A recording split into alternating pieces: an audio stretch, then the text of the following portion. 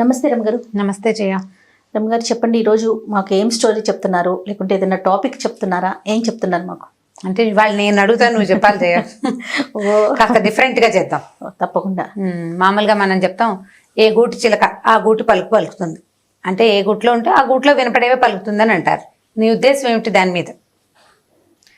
ఖచ్చితమే, కానీ నాకేమనిపిస్తుంది అంటే మన చుట్టూ ఉన్న వాతావరణ ప్రభావం కూడా ఉంటుంది కదా. ఒక గూడు ఉంది ఒక చోట, అది ఉన్న ప్లేస్ని బట్టి మారిపోతుంది కదా. అవును అని అనిపిస్తుంది నాకు. కాదంటారా? అవును, నిజం కొంత మటుకు. కాకపోతే గూడు అంటే మన లెక్క ప్రకారం ఇల్లు కదా. అవును. ఇంట్లో ఉన్న వాతావరణం ఎక్కువ డామినేట్ చేస్తుంది. మనం చుట్టుపక్కల బయట నేర్చుకుంటాం, బయట నేర్చుకొస్తాం, కొంత స్కూల్కి వెళ్తాం, స్కూల్లో ఏవో కొన్ని నేర్చుకుంటారు పిల్లలు. బట్ ఇంట్లో ఒక రకమైన ఎన్వైరన్మెంట్ ఉందనుకో, అంటే ఇంట్లో ఏదో కార్పొరేట్ స్కూల్కి వెళ్తారు, అంతా ఇంగ్లీషు ఉంటుంది. ఇంట్లో కనుక శ్రీకాకుళం భాష ఉంటే వాడు ఇంగ్లీష్ ఎందుకు మాట్లాడతాడు? శ్రీకాకుళం భాషే మాట్లాడతాడు కదా. వాళ్ళది అంటే ఎక్కడో ఒక చోట నేటివిటీ మిస్ కాదు, నేటివిటీ పోదు. ఇంట్లో బూతులాడే అమ్మో నాన్నో, బూతులాడే తాతో నాయనమ్మో అలా ఉన్నారనుకో, ఆ పదాలు ఆటోమేటిక్గా సహజంగా, అంటే అది బూతుగా కాదు, న్యాచురల్ వేలో వచ్చేస్తాయి. మనం మాట్లాడే పడికట్టు పదాలు, వస్తువులకి మనం పెట్టే పేర్లు. ఇడ్లీ ప్లేట్ అంటాం మనం, ఇడ్లీ సిబ్బులు అంటారు. సిబ్బు అంటే ఏమిటో తెలియలే నాకు. ఒక అమ్మాయి దగ్గర విని ఇడ్లీ సిబ్బులు. ఆ అమ్మాయి లిటిల్ ఫ్లాట్స్ స్కూల్లో కాలేజీలో చదివింది. ఆ బీటెక్ అదేమిటి పుల్లారెడ్డి కాలేజీలో చదివి, ఎంత మంచి మంచి కాలేజీ, మంచి ఇవి కదా. సిబ్బుల అంటే ఏమిటి అంటే ఇడ్లీ పెడతాం కదా, అవే సిబ్బులు. ఆ సిబ్బి పదం నా చిన్నప్పుడు మా నాయనమ్మ అనేది. తర్వాత మా ఇంట్లో నేను అసలు వినలా, మా అక్కయ్య వాళ్ళకు కూడా అలవాట్లేదు. అంత పాతకాలపు పదాలు ఎలా ఉన్నాయంటే వాళ్ళ ఇంట్లో ఉంది. మనం ఒకే ప్రాంతం వల్ల అయినా కూడా ఊరు బట్టి మారిపోతాయి. మా హస్బెండ్ ఈ మాట గుర్తొచ్చింది. మా ఇంట్లో మా హస్బెండ్ అన్నం వెయ్యి అంటారు, నాకు సర్రని కోపం వస్తుంది. పెట్టమనాలి కదా. అది అట్లా చిన్న చిన్న పదం. ఇప్పుడు ఒకే ఊరు, ఇద్దరం విజయవాడే, అదే అయినా కూడా ప్రాంతాన్ని బట్టి ఇళ్లలో ఉండేదాన్ని బట్టి. మా వాళ్ళు కూర పెట్టు, అన్నం పెట్టుతో పెట్టమ్మా, కొంచెం చారు పెట్టు, నెయ్యి పెట్టు అంటుంటారు. వెయ్యి అంటానికి మనం వెయ్యి అంటా, పెట్టు అంటారు. ఎవరో వాళ్ళ దాన్ని బట్టి కదా, ఇళ్లలో ఉండేదాన్ని బట్టి. సో ఇప్పుడు మనం పిల్లల్ని మంచి నాగరికులుగా తయారు చేయాలంటే మంచి స్కూలు, మంచి అట్మాస్ఫియర్ బయట, దాంతోపాటు ఇంట్లో కూడా మంచి అట్మాస్ఫియర్ని క్రియేట్ చేయాలి. ఎట్లా? మొదటిది మీ భాష, మీ భావాలు, మీ ఉద్దేశాలు, ప్రపంచం పట్ల మీరు ఎట్లా రెస్పాండ్ అవుతున్నారు, ఎట్లా రియాక్ట్ అవుతున్నారు అనే దాన్ని బట్టే వాళ్ళు దేశ ప్రేమికులుగాను, లేదా దేశ భాష పట్ల ప్రేమికులుగాను, సమాజం పట్ల ప్రేమికులుగాను ఉండడానికి అవకాశం ఉంది. మీ ఇంట్లో మీరు ఈ దేశం మాకేమిచ్చింది అని మాట్లాడుతుంటే వాళ్ళు కూడా అదే మాట్లాడతారు. మనం దేశ ప్రేమికులుగా ఉన్నాం, మనకి బాగా దేశభక్తి ఉంది, ఇండియా ఎంతసేపు దాని గురించి మాట్లాడతాం. పిల్లలు ఆటోమేటిక్ గా అలాంటి భావాలు, ఎవడో 10 మందిలో ఒకడు కొంచెం వ్యతిరేకంగా ఉంటారు కానీ జనరల్ గా అదే వస్తుంది. ఇప్పుడు దీని మీద మనకి ఎన్ని కథలు ఉన్నాయో జయ, ఎన్ని రకాల కథలు చెప్పుకోవచ్చు మనం. చిన్న పొన్న కథలు, అసలు 2 పేజీలు 1 పేజీల కథలు చందమామల్లో కూడా కోకొల్లలుగా దొరుకుతాయి. మా చిన్నప్పుడు ఒక కథ చెప్తుండేవారు. ఇది సీనమత్త అని ఆవిడ, మా బంధువులు, ఆవిడ ఒకసారి చెప్పగా, కాదరమ్మ గారు ఇప్పుడు ఇంతకీ మీరు ఏమంటారు? ఏ గూటి చిలక ఆ గూటి పలుకుతుంది, కానీ చుట్టూ ఉన్న వాతావరణం బట్టి మార్పు రాదంటారా? కొంతే వస్తుంది అంటున్నాను. వాడి మెయిన్ థీమ్ ఇంట్లోనే ఉంటుంది, పిల్లల మెయిన్ థింగ్ ఇంట్లోనే ఉంటుంది. ఓకే, గూట్లో మెయిన్, గూడు మెయిన్ అంతే, మిగిలినవన్నీ ప్లస్లు. ఓకే, నువ్వు అత్యద్భుతమైన స్కూల్లో చేర్చినా నువ్వు ఇంట్లో శ్రీకాకుళం భాషే మాట్లాడతామంటే పిల్లలు దాంట్లో నుంచి బయటపడలేకపోతారు. స్కూల్ వరకు ఆ భాష మాట్లాడినా మళ్ళీ ఇంటికి వచ్చినాక యాజ్ ఇట్ ఈస్ అయిపోతారా? అంతే. ఇప్పుడు నేను భాష శ్రీకాకుళం అంటే ఎక్కిరిస్తున్నాను అనుకోకండి. యాస మనకి ఏదైనా అది మన భావాలు ఎటువైపు ఉంటే అటు. ఎవరినైనా సరే కొట్టైనా లాక్కోవాలనే ఉద్దేశం ఇంట్లో ఉన్న వాతావరణంలో ఉందనుకోండి, పిల్లడు కొట్టేవాడుగానే ఉంటాడు. హెల్ప్ చేయాలనే భావం ఇంట్లో ఉందనుకోండి, హెల్ప్ఫుల్ గా మారడానికి అవకాశం ఉంటుంది. 100% అంటే 100కి 100% అని నేను చెప్పను, 90% అవకాశం ఉంటుంది. సో ఇల్లే మెయిన్ ప్రయారిటీ, ఇల్లే మెయిన్. దీని నుంచి నువ్వు చేర్పించే స్కూలు, నువ్వు పంపించే ట్యూషన్, మీరు పిల్లల్ని కలిపే సోషల్ గ్యాదరింగ్స్, మనం పిల్లల్ని ఎక్కడికి ఆడుకోవడానికి పంపిస్తున్నామో, మనం ఎవరిని కలవడానికి వెళ్తున్నామో అవన్నీ ప్లస్. ఏం చూపిస్తున్నాము, మనం ఏ ఊళ్ళు తీసుకెళ్తాం, మనం ఎవరిళ్ళకి తీసుకెళ్తాం, మన దగ్గర మనకున్న సమాజం ఏమిటి, మనతో పాటు ఉండే సోషల్ ఇదొకటి ఉంటుంది, ఎన్వైరన్మెంట్ ఒకటి ఉంటుంది కదా, అవన్నీ ప్లస్లు. మొదటిది ఇల్లు, అంతే. ఇక అందులో ఎలాంటి డౌట్ లేదు. ఇంట్లో చూసిన దాన్నే పిల్లలు చేస్తారు. మా అక్క అంటుందండి ఇప్పుడు విత్ ఒకటైతే మొక్కటి వస్తుందా అనేసి. రాదు కదా. ఏదైనా గబుక్కున్న పిల్లలు ఏదైనా చేస్తే వాళ్ళ నాన్నలాగానే చేస్తుంది అట్లా అంటే మరి అంతే కదా, విత్ ఒకటేస్తే మొక్క ఒకటి వస్తుంది, అది రాదు కదా. అది రావడానికి అవకాశం లేదు. అయితే ఒక కథ చెప్తాను చూడండి, సరదాగా బాగుంటుంది. ఒక ఊళ్ళో ఒక ముసలమ్మ ఉంది. ఆవిడ చాలా ధనికురాలు, బాగా డబ్బు ఉంది. ఒక దూరపు మనవరాలు వరస అయ్యే ఒక పిల్లని ఆవిడ పెంచుకుంది. సొంతంగా పిల్లలు లేరు. అయితే ఈ పెంచుకుంటే ఈ పిల్ల బయట ఎక్కడి నుంచో వచ్చింది. ఈ పిల్లని ఈవిడ ఏం చేసేదంటే, బాగా ధనికురాలు కదా, దాన్ని ఎక్కడికి ఆడుకోవడానికి వెళ్ళనిచ్చేది కాదు. చాలా గట్టిగా పట్టుకునేది, బయటికి వెళ్ళనిచ్చేది కాదు. ఎవరితోటన్నా కలిసి దిష్టి తగులుతుందని, కింద పడిపోతావని. మనం కూడా చేస్తాం అట్లాగే. నలుగురిలోకి వెళ్తే దిష్టి అయిపోతుంది. 4 నగలేసేది పిల్లకి. దాన్ని బయటికి తీసుకెళ్ళి ఎవరికైనా చూపిస్తే అందరు అమ్మో దీనికి ఎన్ని నగలు అని దిష్టి కొడతారు కదా, అందుకని బయటికి వెళ్ళనిచ్చేది కాదు. పిల్లలకి ఏమని ఉంటుంది, నగ నాణ్యం పెట్టుకుని మంచి బట్టలు వేసుకుంటే అందరికీ చూపించాలని ఉంటుంది. అది చూపించేది కాదు. దానికి అలంకారం చేసి ఇంట్లోనే కూర్చోబెట్టేది. వస్తువులు ఇచ్చి ఇంట్లోనే ఆడుకోమనేది. ఎవ్వరికి ఏమీ ఇవ్వనిచ్చేది కాదు, ఎక్కడికి పోనిచ్చేది కాదు. అయితే ఈ పిల్ల ఏం చేసేది, మెతగ్గా అవ్వ వెనకాల, దానికి బీద ఇంట్లో నుంచి వచ్చింది పాపం ఆ పాప. అవ్వ దగ్గర డబ్బులు ఉన్నాయి, కొన్నాళ్ళు అణుకుగా ఉంటే బాగుంటుందని వాళ్ళ అమ్మ నాన్న దాన్ని బాగా నచ్చజెప్పి పంపించారు. అది చనుక్కుంటుండేది, ముసలిముండ చస్తే పీడ విరగడవుతుందని అనుకుంటూ ఉండేది. ఎప్పుడు చస్తుందో, దీని పీడ ఎప్పుడు విరగడవుతుందో, చస్తున్నానని చనుక్కుంటూ ఉండేదన్నమాట. అయితే ముసలమ్మకి వినపడేది కాదు అది, అది కొనుక్కుంటూ ఉండేది. అయితే ఏమైందంటే, పిల్లకి ఒక్కతే ఉండి బోరు కొడుతుంది, దానికి తోచట్లేదని వాళ్ళ అమ్మ నాన్న వచ్చినప్పుడు చెప్తే ఈ అవ్వ ఏం చేసిందంటే, ఓ 3-4 చిలకల్ని పట్టుకొచ్చింది పిల్లకి కాలక్షేపానికి. ఈ చిలకల్లో ఒక చిలక మంచి యాక్టివ్ చిలక, దానికి మాటలు వచ్చినాయి కొద్దిగా. రా రా అంటాం, వద్దు వద్దు వెళ్ళు వెళ్ళు అంటాం వచ్చినాయి. వస్తే చిలక్కి కొన్ని చిలకలకి మాటలు వస్తాయి కదా, రామా రామా అంటాం నేర్పించచ్చు. అది మళ్ళాగా అందు ఒక చిన్న కీర్ అనే ఒక చిత్రమైన సౌండ్ తోటి అంటుంది. ఈ పిల్ల ఈ ముసల్మాన్ ఎప్పుడు చూస్తుందో అనే వాక్యాన్ని అది పట్టేసుకుంది ఆ చిలక.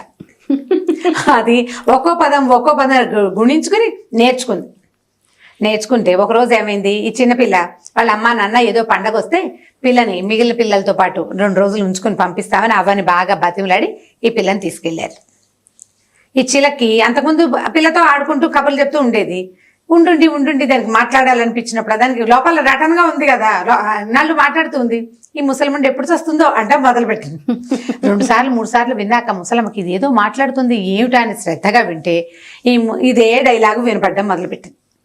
అయ్యో రామ, ఇదేమిటి ఇలాంటి మాటలు నేర్చుకుంది పాపిష్టి చిలక అని దాన్ని కేకలేసింది. నీకు అన్నం పెట్టను, నీకు అది పెట్టను, ఇది పెట్టను అని బెదిరించింది. బెదిరిస్తే అది ఈవిడ మాట్లాడిన కొద్దీ ముసలిముండి ఎప్పుడు వస్తుందో అంటాం మొదలుపెట్టింది. చిలకలకి రెట్టించిన కొద్దీ మాట్లాడుతుంది. ఈవిడ ఏమైనా పెట్టనంటే మళ్ళీ అదే డైలాగు. తిడితే మళ్ళీ అదే డైలాగు. ఈవిడ ఏమన్నా దానికి అదే వచ్చు, అదే అంటుంది. ఏం చేసింది, 2 పూటలు చూసింది. ఆ పిల్ల నేర్పించిందేమో అని అనుమానం ఈవిడికి రాల. పిల్ల మెతకది, మంచి పిల్ల. బయటికి వెళ్ళొద్దు అంటే చెప్పిన మాట విని ఇంట్లోనే ఉంటుంది. అది పాప ఎందుకు చిన్న పాప ఎందుకు నేర్పిస్తుంది? ఈ చిలకే దిక్కుమాలి చిలక, ఎక్కడి నుంచో తెచ్చాం పాపిష్టి చిలకి ఇలాంటి పిచ్చి మాటలు వచ్చినాయని ఆవిడ తిట్టుకుని ఏం చేసిందంటే, పక్కన ఒక బ్రాహ్మణ కుటుంబం దగ్గరికి వెళ్ళిందట. ఆ బ్రాహ్మణ గారి ఇంట్లోకి, అయ్యగారు మా ఇంట్లో ఒక చిలక ఉందని 4 ఉన్నాయండి, 3 మాటలు రాలేదు, మామూలుగా తిరుగుతూ ఉంటే ఈ ఒక్క చిలకి మాత్రం మాటలు వచ్చినాయండి. అది ఇలా పిచ్చి మాటలు, దౌర్భాగ్యపు మాటలు మాట్లాడుతుందంటే ఏం చెయ్యాలండి తెలియటలేదు. పెళ్ళొచ్చేస్తుంది, ఆ పెళ్ళొచ్చాక అది విని అది కూడా ఈ మాటలు నేర్చుకుంటుందేమో అని చెప్పేసరికల్లా ఆయన ఏమన్నాడు, పోన్లేమ్మా మా ఇంట్లో చిలకలు ఉన్నాయి, చక్కగా మాట్లాడతాయి, మంచి మాటలు మాట్లాడతాయి, బుద్ధిమంతులైన చిలకలు, ఓ చిలకనిస్తా, మీ ఇంటికి పట్టుకెళ్ళు. ఇది మంచి మాటలు మాట్లాడుతుంది కదా, ఆ మాటలు నేర్చుకుంటుంది మీ చిలక కూడా. అంటే అవి 2 ఇప్పుడు మనుషులు నేర్పించడానికి కొంచెం టైం పడుతుంది చిలక్కి. అదే చిలక మాట్లాడుకున్నాయనుకో తొందరగా వస్తాయి అని చెప్పాడు. చెప్పి ఏం చేశాడు, ఓ చిలకని తీసిచ్చాడు పంజరంలో నుంచి. ఈవిడ చిలకని ఎత్తుకుని ఇంటికి తీసుకుపోయింది. సరే 2 చిలకల్ని, ఈ చిలకని ఆ చిలకని ఓ పంజరంలో పెట్టింది, చేరుకో జాంపండ్లో పెట్టింది. పెట్టాక చూస్తోంది ఇద్దరు 2 ఏం మాట్లాడుకుంటాను. కాసేపు మొహమొహాలు చూసుకునే మాట్లాడుకోవట్లా, కూర్చునే కామ్గా. కొత్త మనిషి కొత్త చిలకలను చూసేసరికి మాట్లాడలా. ఓ పూట గడిచింది, ఈవిడ ఏదో పెడదాం అనుకుంది. ఆ పిల్ల చిన్నపిల్ల ఆ పూట వస్తుందని పిల్ల కోసం ఏర్పాట్లు చేసుకుంది. ఈవిడ వంట చేసేసింది, స్వీటు పాయసం గీసం చేసి పెట్టింది. పిల్ల రాగానే తిట్టుందని బట్టలు దాని పక్కలు అన్ని దులిపెట్టింది. అప్పుడు ఈ చిలకలు మెల్లిగా కీర్మంట మొదలెట్టే మాట్లాడుకుంటున్నాయని వింటుంటే ఈ ఇంట్లో ఉన్న చిలకంది, ముసల్మండి ఎప్పుడు చూస్తుందో అనగానే ఈ బ్రాహ్మణ గారి చిలకంటది, అభీష్ట సిద్ధిరస్తు.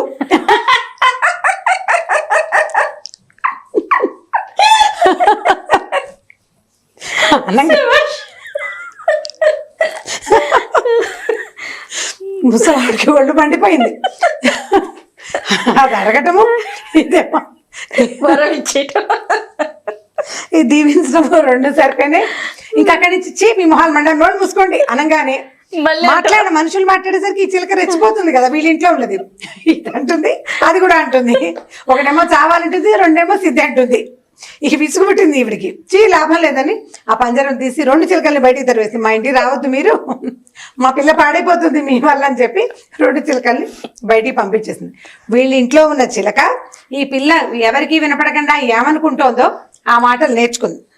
బ్రాహ్మడు ఇంట్లో చిలక ఎవరైనా రాగానే అయ్యగారు నన్ను దీవించండి అభీష్ట సిద్ధిరస్తు అంటాడు బ్రాహ్మడు. ఆయన దగ్గర నుంచి అది నేర్చుకుంది. అది ఎవరేమైనా అభీష్ట సిద్ధిరస్తే, అన్నిటికీ అభీష్ట సిద్ధిరస్తే. దానికి ఇప్పుడు అవతల వాళ్ళు మాట్లాడిన మాటలో అర్థం ఏం తెలీదు. ఈ చిలక్కి తెలీదు, ఆ చిలక్కి తెలీదు, అది నేర్చుకున్న పదాలే అంటూ ఉంటుంది కదా. కాబట్టి పిల్లలు కూడా వాళ్ళకి పిల్లలు మైనపు ముద్దలుగా ఉంటారు. మనం ఏది చేస్తే అది చేయబడతారు. సరిగ్గా చేయాలి, సరైన ఎన్వైరన్మెంట్ ఇవ్వాలి. పిల్లలు మంచి పౌరులుగా బాధ్యతాయుతమైన వ్యక్తులుగా ఎదగాలంటే వాళ్ళు బాధ్యతాయుతమైన వ్యక్తులని, మంచి ప్రవర్తన కలిగిన వాళ్ళని చూసేందుకు అవకాశం ఇవ్వాలి. దానికి మనం కొంత మారాలి. మన ఎన్వైరన్మెంట్లో కూడా కొంత మార్పుని మనం సాధిస్తే, ఇప్పుడు అమ్మ నాన్న చదువుకోలేదనుకో జయ, పిల్లల్ని చదివించాలనుకుంటారు. ఇప్పుడు వీళ్ళు చదువుకోలేదు కదా, వీళ్ళు ఎలా ఎన్వైరన్మెంట్ ఇస్తారండి అని అడుగుతావు నీవు. నెక్స్ట్ ప్రశ్న అదే. చదువుకోకపోతే వీళ్ళు ఏమంటారు, నాన్న బాగా చదువుకుని పెద్దవాడు వెయ్యి బోళ్ళంత డబ్బు సంపాదించారా, ఏం చెప్తారు, బాగా చదువుకోవాలి చదువుకోలేదని. అయితే అనకపోతే మంచి. చాలా మంది అవే అడుగుతారు, అమ్మా నాన్నకి చదువులేదు కదండి అని. అమ్మా నాన్నకి చదువు ఉండక్కర్లా, వాళ్ళకి పిల్లల్ని చదివించి గొప్పవాళ్ళని చేయాలన్న భావన ఉందనుకో, బాగా చదువుకో నాన్న, అల్లరి చిల్లరి పనులకు పోకు అని చెప్తారు. సో అల్లరి చిల్లరి పనులకు పోకూడదు, బాగా చదువుకోవాలి, పెద్ద అయ్యాక గొప్పగా బతకాలనే భావాన్ని వాళ్ళు పెంపొందించుకోగలుగుతారు. సో మనం ఎన్వైరన్మెంట్ ని తప్పకుండా ఇవ్వాలి. పాత సామెతలు తెలివి తక్కువ సామెతలు కావు, అవి అక్షరాల నిజాలు. మనం సరైన గూడు, సరైన వాతావరణాన్ని తప్పకుండా పిల్లలకి ఇవ్వాలి. ఇది మన జనరల్ భావం. మనం పిల్లలకి ఈ కథని చెప్పచ్చు. ఇప్పుడు ఎలా అంటే, ఇప్పుడు ఓ జోడి చిలకలు ఒక గూట్లోంచి జారిపడ్డాయట. ఇది చిన్న కథ, దీంట్లో రెండో కథ చెప్తున్నా చూడండి.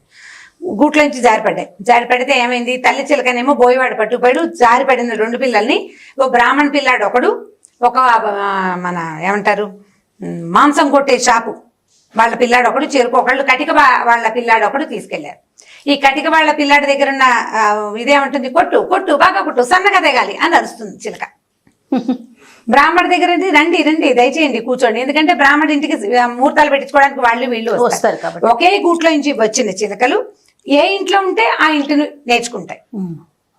అంతే కదా. కొట్టు చంపు గట్టిగా పట్టుకో, చిన్న ముక్కలు తరుగు అని నేర్చుకుంది ఇది. రండి కూర్చోండి, మంచినీళ్ళు తాగుతారా, అభిష్ట సిద్ధిరస్తూ వస్తుంది. బ్రాహ్మణ ఇంట్లో ఉండేదాన్ని. ఇప్పుడు బ్రాహ్మణ మంచివాడు, కటికవాడు చెడ్డవాడు అని చెప్పటల్లా నేను. ఇక్కడ ఉన్న వాతావరణం ఇది, అక్కడ ఉన్న వాతావరణం అంతే కదా అమ్మగారు. మంచి చెడు కాదు, ఎక్కడ ఏది ఉంటుంది, మంచి ఉంటే మంచి, అది సరైనదని మనం అనుకుంటే మనకు ఓకేనే. వృత్తి అదే. ఇప్పుడు ఏది చూస్తే అది వస్తుంది. కాబట్టి మనం సరైంది చూపించాలి పిల్లలకి. దీని మీద బాగా ఆలోచించండి. మామ్స్ అందరూ ఆలోచించమని చెప్తున్నాను. ఇది ఒకళ్ళని ఎత్తి చూపించటమో, మీరు సరిగ్గా ఉండాలని బలవంతం చేయటమో కాదు. పిల్లలకి మనం మంచి పిల్లలు, మన పిల్లలు బెస్ట్ కిడ్స్ అనిపించుకోవాలంటే బెస్ట్ థింగ్ అంటే బెస్ట్ బట్టలు, బెస్ట్ ఫుడే కాదు, అదే కాదు ఎన్వైరన్మెంట్ కూడా, మంచి విధానం, మంచి ప్రవర్తన అనేది కదా. దాంట్లో ఆ ప్రవర్తనకి మనం కూడా ఒక కారణంగా ఉంటాం కదా. సో మనం పోట్లాడుకోవటం, విపరీతానికి ఎక్సైట్ అయిపోయి అన్నిటికీ యుద్ధం ప్రదర్శించడం అది చేయకూడదు. మనం డిప్రెస్ అయిపోవటం, మనం ఎప్పుడు డిప్రెస్ అయిపోతుంటే పిల్లలు కూడా అదే అయిపోతుంది. అన్నిటికీ బెంగ పెట్టుకుని తల్లులు ఏడుస్తారు, పిల్లలు కూడా ఏడిపోయి తెలుసుకుంటారు. ఏడ్చి సాధించాలి, లేదా ఏడ్చి దిగులు పడి నేల కుంగి కుసించిపోతారు పిల్లలు. అవి ఏవి చేయకుండా జాగ్రత్తగా ధైర్యంగా ఉండాలి. ఇది వరకటి రోజులు కావు. ఆడపిల్లలు చక్కగా చదువుకుని బాగా వృద్ధిలోకి వస్తున్న రోజులు కదా. సో దీని మీద ఆలోచించి పిల్లలకి సరైన ఎన్వైరన్మెంట్ ఇవ్వడానికి ప్రయత్నం చేయండి. తల్లుల బాధ్యత పెద్దది, తండ్రుల బాధ్యత దాంతో అంత సమానం కాదు. కొంచెం వెనకాల ఉన్నారు వాళ్ళు, ఉంటుంది, కొద్దిగా వెనక్కుంటారు వాళ్ళు. మనం హెచ్చు బాధ్యత వహిస్తాం. కాబట్టి కొంచెం కేర్ఫుల్ గా మంచి వాతావరణాన్ని ఇవ్వడానికి ప్రయత్నం చేయండి. చాలా బాగుంది రమ్మగారు. ఓకే జయ, ఇంకొక స్టోరీతో మళ్ళీ కలుద్దాం తప్పకుండా. ఇక ఈ వీడియో కనుక మీకు నచ్చినట్లయితే లైక్ చేయండి, షేర్ చేయండి. మరిన్ని వీడియోస్ కోసం మా ఛానల్ని సబ్స్క్రైబ్ చేసుకోండి.